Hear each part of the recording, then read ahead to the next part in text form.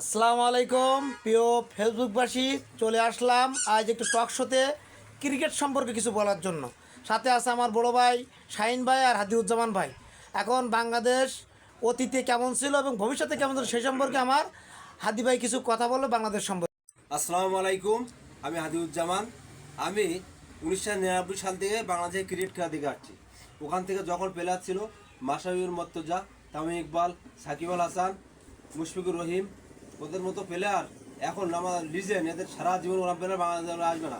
যখন আমরা 2007 সালে বিশ্বকাপ 2007 সালে দেখা 2011 দেখছি, ওখানে আমরা সাকিব ক্যাপ্টেন ছিল, বাজিমাত করতে পারিনি। 2015 মাশরাফিউল মর্তজা ক্যাপ্টেন ছিল, সেখানে আমরা কোয়ালিফাই করছি। ইংল্যান্ডকে আমরা হারিয়ে সেখানে কোয়ালিফাই করছিলাম। ওখান থেকে 2019 সালে বিশ্বকাপ আমরা ভালো খেলছি। এর আগে 7 সালে তো আপনারা এই তামিম, এই মুশফিক, এই মাহমুদুল্লাহ বা আফতাব আহমেদ ছিল, আশাবুল ছিল, ওই সময় আমরা ইন্ডিয়ার হারাইছি, আফ্রিকার হারাইছি।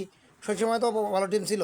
ওদের মতো ওদের প্লেয়ার যে আশরাফুল, আফতাব, সাকিব আল হাসান, মাহমুদুল্লাহ রিজা, মুশফিকুর রহিম, ওদের মতো প্লেয়ার বাংলাদেশ টিমে কখনো আসবে না। তারপর বোলিং ছিল সৈয়দ রাসেল, খুব আউট সিঙ্গার বল করতো।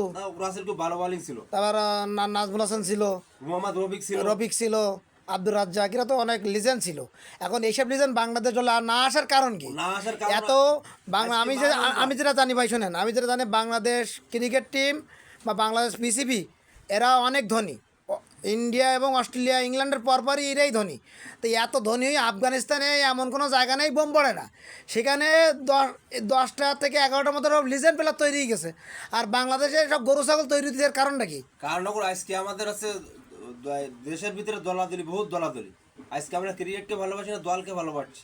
এর কারণে তারপরে আমাদের আজকে বহুত এখন এই যে বাংলাদেশের অবস্থা, এখন কাকে বাদ দিলে ভালো হয়, কাকে দলে নিলে ভালো হয়, বা বাংলাদেশের ক্রিকেটের ভবিষ্যৎ কি? বাংলাদেশ যদি ভবিষ্যতে উন্নতির দিকে যেতে হয়, তাহলে প্রথমে এক স্থানে জাকরা আলী বাদ দিতে, ওখানে মাহমুদুল্লাহ হাত পা দিয়ে দলে নিতে হবে, মুশি করে ইন করতে হবে। তাও একবার নিশ্চয় ধর মাশরাফি আর হচ্ছে সাকিব আল হাসান। এরা তো পুরনো প্লেয়ার। এখন সেই ঘরোয়া লিগ থেকে কেমন প্লেয়ার নিয়ে আসতে হবে তাই বল। ঘরোয়া লিগে তো ভালো ভালো প্লেয়ার আছে। এখানে বাংলাদেশ টিমের সমস্যা কি, এরা টেস্টের প্লেয়ার ওয়ানডেতে নেয়, আর টি-20 প্লেয়ার নেয় টেস্টেতে। সৌম্য সরকার খেলে টি-20 প্লেয়ার, ও টেস্টে নেয়। আর অন্য প্লেয়াররা এই জাকির আলী, এরা হচ্ছে তোমার হচ্ছে প্রকৃতভাবে টি-20 প্লেয়ার, ওকে টেস্টেও নেয়। এই বিষয়গুলো কেমনভাবে দেখতেছেন আপনি? এই বিষয়ে আমি দেখছি এই যে সৌম্য লাস্ট ওডিআইতে 91 রান করছে, ওনার 100% উচিত ছিল টি-20 নেওয়া। টি-20তে সে যোগ্য। যোগ্য। যাই হোক, বাংলাদেশ এখন তো আমার তো মনে হচ্ছে উগান্ডা, কেনিয়া, কানাডা বা আনুষঙ্গিক এই যে টিম এদের মতোই হয়ে যাচ্ছে। এর কারণটা কি? বিসিবির এত টাকা থাকতেও প্লেয়ার তৈরি হলো না কেন? এর কারণটা কি ভাই? প্রধান হচ্ছে যে সভাপতি, দ্বিতীয় নির্বাচক, প্রধান নির্বাচক যে সে, তারপর হচ্ছে যে কোচ আছে, যে কোচ আছে আমাদের মোরার মতো, সে মুড়ি থাকে, তার কোনো ভাব নেই। ব্যাটিং কোচ সালাউদ্দিন, তার কুমিল্লা ভিক্টোরিয়া যে প্লেয়ার, সে ধোয়ে যায়, সে দীর্ঘ স্বামী পাড়ি 5 মাস জিরবি একটা না। পাবন আমাদের পাবন যখন ছিল, পাবন তখন তো দল তো অনেক ভালো ছিল, তাকে আমি গালিগালাজ করতে হয় অনেকে। পাবন যখন বাংলাদেশ হাজার বল ছিল, হাজার, এখানে তার বলা যাবে না। যেখান থেকে এই যে ও তো সরকার পাল্টে যাওয়ার পরে এই যে যারা ক্ষমতায় যে টাকার লোভী এরা এই যে ক্রিকেট ধ্বংসের পথে চলে গেছে। আচ্ছা, আমার শাহিন ভাই কিছু বলেন ভাই, ক্রিকেট সম্পর্কে কিছু বলেন, ভবিষ্যৎ সম্পর্কে কিছু বলেন। কি আর বলবো ভবিষ্যৎ সম্পর্কে? বাংলাদেশের অবস্থা পরপর জিরোর দিকে যাচ্ছে। খেলা দেখার মন মানসিকতা নেই। বাংলাদেশের খেলা দেখলে হার্ট অ্যাটাক হওয়ার সম্ভাবনা থাকে। আমি এখন কালকির খেলা আপনি কেমন এনজয় করেছেন? আমার জাইদুল ভাই, কালকির খেলা কেমন এনজয় করলেন একটু বলেন। কালকের খেলা দেখে রাগ হচ্ছিল। 100 রানের পরে যখন আউট হতে থাকলো তখন আমি টিভি বন্ধ। এখন জাকির আলী আর শামীম সম্পর্কে বলেন একটু। জাকির আলী সুইনকাম জাকির আলী, দুইটারে ফাঁসি দিতে হবে। আচ্ছা আদি ভাই, হ্যাঁ ভাই বলেন ভাই। সব প্লেয়ারদের বেতন বন্ধ করে দিতে হবে 1 বছরের, তাহলে এমনি ঠিক। আচ্ছা, আগে ছিল পাপন আর এখন যে বিসিবি, এদের মধ্যে পার্থক্য কি? পাপনের একটা পশমের সময় এখন বিসিবি সভাপতি না, পাপন অনেক ভালো ছিল। আদি ভাই আপনি বলেন। আদি ভাই, আমি বলছি কত কালকে যে খেলা এক জিতা খেলা আমার 28 বলে 45 রান, যেখানে জাকের আলী অনেক ব্যাটে গেছে, সেখানে সে ওয়াফের বল সে মারে লেগে, ওয়াফের বল টানি মারে লেগে, বোকাস তো ওয়াফে মারতে পারে না, একটা বল ওই মারতে, ওয়াফের বলটা লেগ মানে লিস্টের বাইরে আসবে না। ষোলো আর যে ব্যাটিং করে যে সালাউদ্দিন আহমেদ, এর প্রিয় প্লেয়ার জাকির আলী, নেয় কিভাবে? এর একদমই কই সালাউদ্দিন আহমেদ বাদ, আর জাকির আলী আজীবন বহিষ্কার একবার। আর ক্রিকেটের বেতন তো ভাই তো বলি 1 মাস 6 মাস বন্ধ করে দিয়ে দিবে, 50 করলি বেতন পাবা। এক বছরের হ্যাঁ আপনি ভাই আমি বলি সাম্প্রতিক এই ওয়েস্ট ইন্ডিজ নেপালের সাথে হারিয়েছি একশন করে দুটো ম্যাচ হারিয়ে সেই নেপাল পৃথিবীর বাজার টিম মুখে নিচে আর কোনো টিম নেই। আর সেই ওয়েস্ট ইন্ডিজ তাহলে ওয়েস্ট ইন্ডিজ হারিয়েছি একশন তাহলে সেই নেপালের সাথে আমরা ওয়েস্ট ইন্ডিজের সাথে আমরা হাত দিয়ে সম্পর্কে কিছু বলেন। এ সম্পর্কে আছে মূলত বলার আমাদের হচ্ছে নির্বাচক, যে প্রধান নির্বাচক, এর মাথায় বুদ্ধি বলি কি মাথায় জ্ঞান, আর যে এই যে ব্যাটিং করে গাঁজা খায়, গাঁজা না খালি কীভাবে চাকরি লোক অনেকে ইন করে যে একটা বল দেওয়া হবে ও মারে লেগে। এখন কি করতে চান জাকির আলী কি আমার দলে পরের মাসে তো আসবে এখন কি করতে চাচ্ছেন? আমি মেয়েদের জায়গায় একদম বাদ। এই যে লাস্ট টি-20 ওদের যদি নেওয়া হয় তো বাংলাদেশ এই স্টুডিয়াম মানে ভাঙি স্টুডিয়াম একদম দৃষ্টি একদম আজীবন খেলা। আর আপনার কথাতে কাজ হবে না, জাকির আলী আবার খেলবে, তাদের হচ্ছে নিজস্ব চয়েস এটা। জাকের আলীকে একদম আউট করে দিবে আগে প্রধান সুইং কাম। জাকের আলীর মতন অত বড় দেউরে রাখা যাবে না দলে। অত কাবরা এখন আপনাদের কথা তো শুনবে না, তাকে চয়েস হচ্ছে জাকির আলী, অটো চয়েস। কলকাতার ট্যাক্সের টাকা আমরা দেবো না।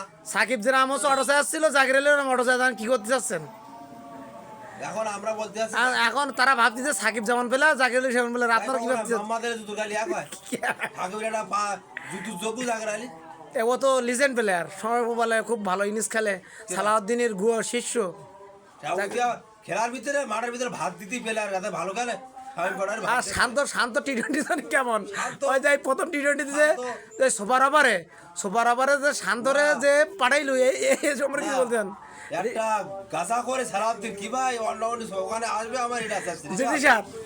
হ্যাঁ সারা বাংলাদেশ এই টি-20তে আমার বিপিএল খেলি আমরা খেলছি না, আমাদের ভালো প্লেয়ার নির্বাচন। শান্ত হচ্ছে প্রকৃত আবার টেস্টের প্লেয়ার, তাহলে একদম সুপার ওভার মানে কি সেরা প্লেয়ার মেহেদী হাসান মিরাজ, তাকে বাদ দিয়ে আমরা ইনকরিকা শান্ত। সোহান আর জাকার আলী। আর শান্ত সম্পর্কে ভালো, শান্ত মেহেদী হাসান মিরাজের বল ব্যাট করে, তাকে আমরা কিভাবে সালাউদ্দিন ফাঁকে বলেছে বাংলাদেশের ভবিষ্যতের লেজেন্ড বা তারকা হচ্ছে শান্ত, এই সম্পর্কে আপনি কিছু বলেন? শান্ত আমি মনে করি এই যে জাকার আলী অনেক বা এই যে স্বামী স্ত্রী শান্ত ভালো। আর কি শান্ত তো তোমার এই ওয়ান ডেতে সুপার ওভার যায় কি, সুপার ওভার যায় কি শান্ত চলে আছে টেস্ট আর কোনোতে চলে না। আর এই যে শামীম আর এই যে জাকের আলী কি পাইখানা পয়সা। তাহলে আপনি চিন্তা করেন টেস্টের প্লেয়ার কুড়াই দিছে আপনার, টেস্টের প্লেয়ার সুপার ওভার আনাই দিছে, যেখানে 10 মানে 1 ওভারের খেলা মানে টি-20 হেটার লাগবে, সেখানে টেস্টের প্লেয়ার বাংলাদেশের উন্নতি হবে কিভাবে আপনি বলেন?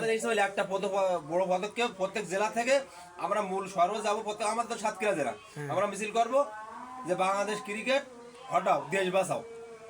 বাংলাদেশ ক্রিকেট হটাও, এই যে দেশের টাকা নিয়ে এই যে প্রত্যেকটা ম্যাচ। আর এখন আমার যে মতামত, আমি চাচ্ছি কি ভাই, কষ্ট পালিও আপনি যেহেতু একজন ক্রিকেটার অন্ধ ভক্ত, আমি চাচ্ছি কি বাংলাদেশ ক্রিকেটকে নিষিদ্ধ করে দেখ, যেমন জার্মানি দিয়েছে যেমন ক্রিকেট নিষিদ্ধ, আমি যাতে সন্তুষ্ট, বাংলাদেশেও ক্রিকেট নিষিদ্ধ করে দেখ, আমি সন্তুষ্ট। খেলার দিকে বাড়ি গিয়ে আফসোস করবেন না বাংলাদেশ শোনে, যদি তোমার ভাবি যে খেলা কি হারিয়ে যায়, ও খেলা দেখো কেন দিল্লি হারিয়ে যায়। ভাই বাংলাদেশ যদি আজীবন ক্রিকেট নিষিদ্ধ করতে হয়, এর পক্ষে না বিপক্ষে আপনি? সন্তুষ্ট না, খেলা উন্নত হোক, খেলা চলুক এটা চাই, কিন্তু এই জাকের আলী আরো অনেক প্লেয়ার আছে যেগুলো দল থেকে বহিষ্কার। আচ্ছা আপনি ভাই 18 সালে আফগানিস্তানের উৎপত্তি, সে আফগানিস্তানের 11 জন তারকা, রশিদ খান, মুজিবুর রহমান, গুলবাস, তারপর এই সব তারকা এখন ওদের মনে করেন সব এই বড় বড় তারকা। তা বাংলাদেশে এমন তারকা তৈরি হওয়া না কারণ কি, যেখানে ঈদের মাঠে বোম পড়ে, মসজিদে বোম পড়ে, সেখানে বড় বড় তারকা তৈরি হইতেছে, তাহলে বাংলাদেশে তারকা না হওয়ার কারণ কি? ইংল্যান্ড, ইন্ডিয়া, অস্ট্রেলিয়ার পরপরই বাংলাদেশ বড় ধনী, এত টাকা করে ঘিরা, এই কথার উত্তর দেন আমার। একটা প্লেয়ার তৈরি করতে পারে না, একটা কোচ আনতে পারে না, তাহলে প্রতিহিংসা আর রাজনীতিক দল, হ্যাঁ, এই দুইটা কাজ করে বাংলাদেশের ক্রিকেট বোর্ডে, যার কারণে বাংলাদেশের উন্নতি হওয়ার না খুব কঠিন।